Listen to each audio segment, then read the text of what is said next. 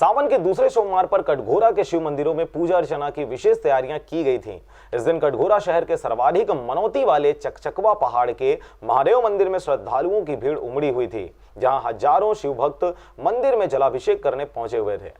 सोमवार की पूर्व बेला पर शहर से होकर कांवड़ियों के जत्थे गुजरे।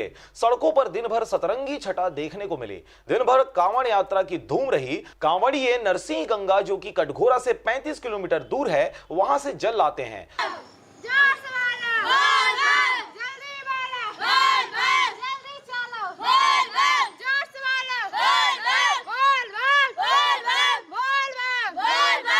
शिव भक्तों का कहना है कि यह जत्था 1991 से निरंतर कटघोरा के चकचकवा शिव मंदिर पर जलाभिषेक करने आते हैं। इसके साथ ही यहां सावन माह में शिव भक्तों में अजब सा उत्साह देखने को मिलता है। चकचकवा का जो महत्व है सन 91 से चल रहा है, परंतु नरसिंह गंगा है यहाँ पास में, चैतमक पास में, वहाँ से जल लाते हुए करीब 25 वर्ष हो चुके हैं।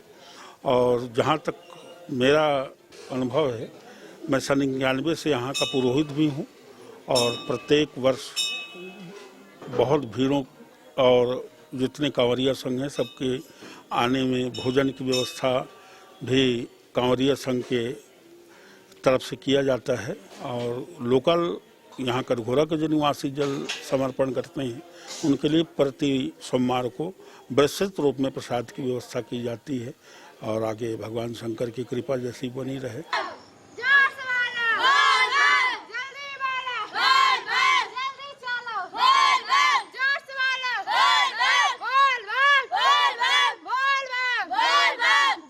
सावन का महत्व पूरे 12 महीनों में विशेषकर महत्व सावन का है, इसलिए क्योंकि सावन के महीने में ही भगवान श्याम सदाशिव ने विष पान किया था। और विष पान करने के बाद उनके शरीर में बहुत जब गर्मी व्याप्त होने लगी तो गंगा जी उनके मस्तक में विराजमान हुए, चंद्रमा को स्थान दिया गया। उसके बाद भी जब उनको शांति नहीं मिल पाई, तब जितने भक्तजन हैं सबके इच्छानुरूप भगवान शंकर में जलाभिषेक करना प्रारंभ किया गया।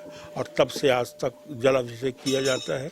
उस जलाभिषेक के माध्यम से व्यक्ति के जीवन के धन धान्य, दुख, दरिद्रता, जो भी जीवन में आने वाली कुरीतियाँ हैं, सारी कुरीतियाँ मिल करके सुख शांति और विभूति ऐश्वर्यता बनती है। इसमें कोई दो मत नहीं है।